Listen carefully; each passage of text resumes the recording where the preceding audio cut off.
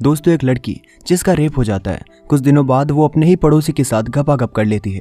लेकिन बाद में ये सब उस लड़की के डैड को पता चल जाता है। अब उस लड़की के साथ उसके डैड क्या करेंगे, ये हम आज की मूवी में देखने वाले हैं। मूवी स्टार्ट होती है और हम एक आदमी जॉन को जंगल में देखते हैं। जब वो घर पहुंचता है तो वहाँ उसे एक शेरिफ मिलता है। शेरिफ जॉन से वहाँ आने की वजह पूछता है। जॉन कहता है कि अगर मेरे ब्रदर इन लॉ का है, मैं यहाँ कुछ दिन रुकने के लिए आया हूँ। अब शेरिफ जॉन से कहता है कि यहाँ पर बहुत सारे बाबून है, इसलिए संभल कर रहना। कुछ देर में जॉन नहाने के लिए समुद्र में चला जाता है। नहाने के बाद जब वो वापस आता है तब वो देखता है कि 3 लड़कियां समुद्र में नहा रही है। इनमें एक लड़की और मौजूद थी जिसका नाम जेकी था। जॉन जेकी को यहाँ पर पहली बार देखता है। रात में जॉन शराब पीने लगता है और अपनी बीवी और अपनी बेटी को याद करने लगता है जिनकी कार एक्सीडेंट में मौत हो चुकी थी। अगले दिन जॉन जब कहीं जा रहा होता है तब उसे कुछ आहट सुनाई देती है। जब वो एक बोट के पास जाता है तो वो देखता है कि उसमें वही लड़की जेकी बैठी हुई थी। जेकी के मुंह पर एक मुक्के की चोट लगी थी, इसलिए जॉन उसकी मदद करने के लिए कहता है। तब जेकी उससे कहती है कि यहाँ से चले जाओ, वरना मैं चिल्ला चिल्ला के सभी को ये कह दूंगी कि ये मुक्का तुमने मारा है। ये सुनने के बाद भी जॉन कहता है कि रुको, मैं तुम्हारे लिए बर्फ लेकर आता हूँ, तुम मुझे मेरे घर पर मिलना। अब जॉन स्टोर से जाकर बर्फ और कुछ शराब लेकर आता है।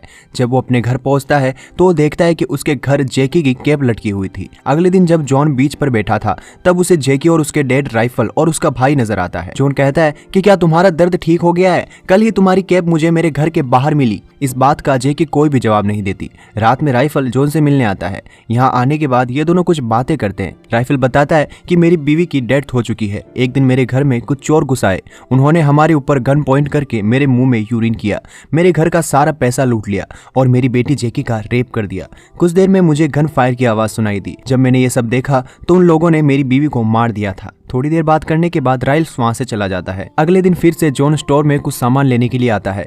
जब वो सामान लेकर घर लौट रहा था तब उसके घर के सामने एक औरत डोरिन बैठी हुई थी। वो जॉन से कहती है कि मुझे प्यास लगी है। ये सुनकर उसकी मदद के लिए जॉन उसे अपने घर में लेकर जाता है। घर में आने के बाद डोरिन कहती है कि मुझे काम की जरूरत है, मैं आपके घर का हर काम कर सकती हूँ। लेकिन ये सुनने के बाद जॉन उसे इसके लिए मना कर देता है क्योंकि उसे अभी किसी की भी जरूरत नहीं थी। जब जॉन वहाँ खड़ा था तभी डोरिन जाकर बर्तन धोने लग जाती है। ये देखकर जॉन उसे इसके लिए मना करता है लेकिन डोरिन नहीं मानती। तभी अचानक से एक ग्लास टूटकर डोरिन के हाथ पर लग जाता है, इसलिए जल्दी से जॉन डोरी को राइल्फ के घर लेकर जाता है। डोरिन की पट्टी करने के बाद राइल्फ जॉन से डिनर के लिए पूछता है और कुछ देर में ये सभी खाना खाने लगते हैं। जब ये सभी बात कर रहे थे तब जेकी का भाई मोबाइल चला रहा था। ये देखकर राइल्फ बहुत ज्यादा गुस्सा हो जाता है और जेकी के भाई को डांटने लगता है। ये देखकर जेकी को गुस्सा आ जाता है और वो जॉन से कहती है अभी के अभी मेरे साथ चलो, मुझे अपनी कैप वापस चाहिए। जॉन अब जेकी के पीछे आता है। जंगल में आने के बाद जॉन कहता है कि तुम्हें गुस्सा नहीं होना चाहिए, तुम्हारे डैड तुम्हारी माँ की मौत को लेकर काफी दुखी है। ये सुनकर जेकी कहती है कि उस दिन उन चोरों ने मेरा रेप कर दिया। मेरी माँ चिल्लाती रही कि मेरा रेप कर लो लेकिन मेरी बेटी को छोड़ दो, लेकिन उन लोगों ने बड़ी बेरहमी से मेरी माँ को मार दिया। जेकी जॉन से उसकी फैमिली के बारे में पूछती है तो जॉन कहता है कि एक दिन हमारी कार खराब हो गई थी, इसलिए मैं, मेरी बेटी और मेरी बीवी उसी कार में सो रहे थे। लेकिन तभी एक कपल की कार ने आकर हमारी कार को टक्कर मार दी। इस वजह से मेरी बीवी और मेरी बेटी की जान चली गई।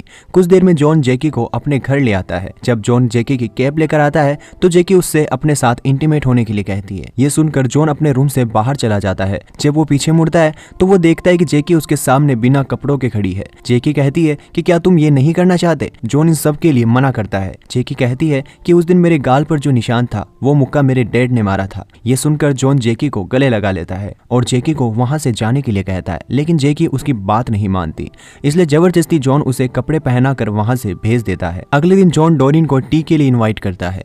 तभी वहां पर जेकी भी आ जाती है। अब घर के अंदर आकर ये सभी टी पीने लगते हैं। जॉन सिगरेट पी रहा था तब जेकी भी सिगरेट मांगती है, लेकिन जॉन उसे मना कर देता है। कुछ देर में डोरिन वहां से चली जाती है। अब जेकी जॉन से कल के लिए माफी मांगती है और कहती है कि क्या आज हम जंगल में कहीं घूमने चल सकते हैं? इसके लिए जॉन हाँ कहता है। थोड़ी देर में ये दोनों जंगल की सबसे ऊंची जगह पर जाकर बैठ जाते हैं।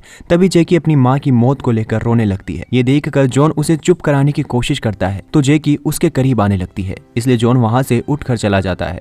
रास्ते में जेकी टॉयलेट के लिए बैठ जाती है और जॉन को इशारे करने लगती है। ये देखकर जॉन से रहा नहीं जाता और वो जेकी के साथ गपागप कर लेता है।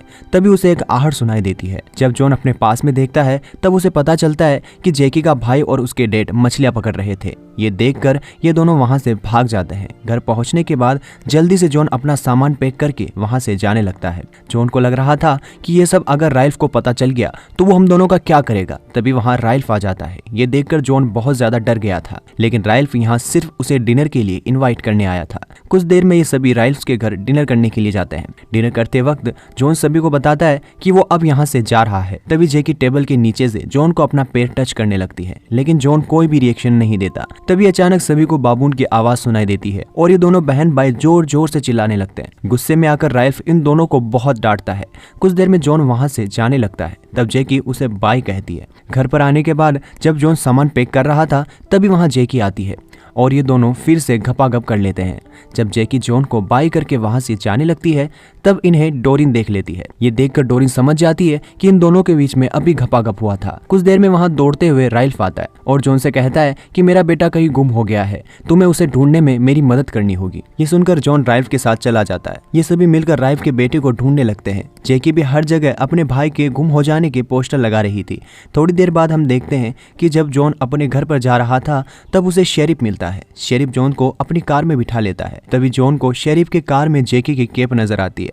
शेरिफ कहता है कि आज मैं जैकी को शादी के लिए प्रपोज करने जा रहा हूँ। जॉन कहता है कि उसका भाई गुम हो गया है, यह सब करने का अभी सही समय नहीं है।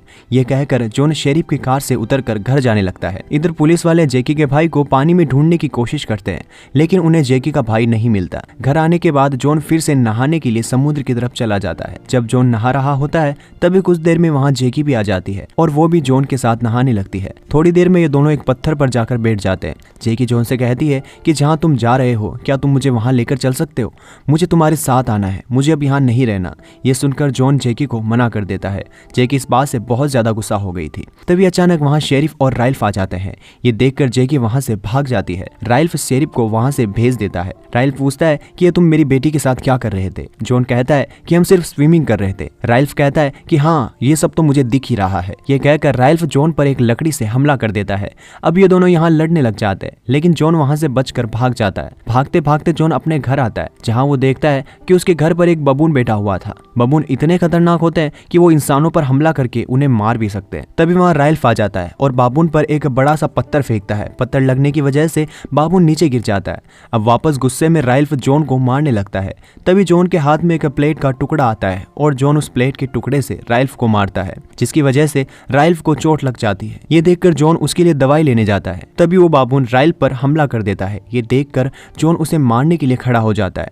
जैसे ही बाबून उस पर हमला करता है जॉन उस बाबून को मार देता है। तभी वहाँ शेरिफ और जैकी आ जाते हैं और राइल्फ को हॉस्पिटल लेकर जाने लगते हैं। इसमें जॉन भी उनकी मदद करता है। शेरिफ जॉन पर गन पॉइंट करके कहता है कि जब तक मैं वापस लौटूं यहाँ से चले जाना, वरना मैं तुम्हारी जान ले लूंगा। ये कहकर शेरिफ जैकी और उसके डैड को हॉस्पिटल ले जाने लगता है। जाते जाते जैकी बस जॉन को देखते ही जा रही थी। उनके जाने के बाद जॉन वापस अपने घर के बाहर आ जाता है और उस मरे हुए बाबून को अपनी गोदी में लेकर कुर्सी पर बैठ जाता है। अपनी गोदी में उठाने के बाद वो बार बार उस बाबून से सॉरी कहने लगता है। इसी के साथ ये मूवी खत्म हो जाती है।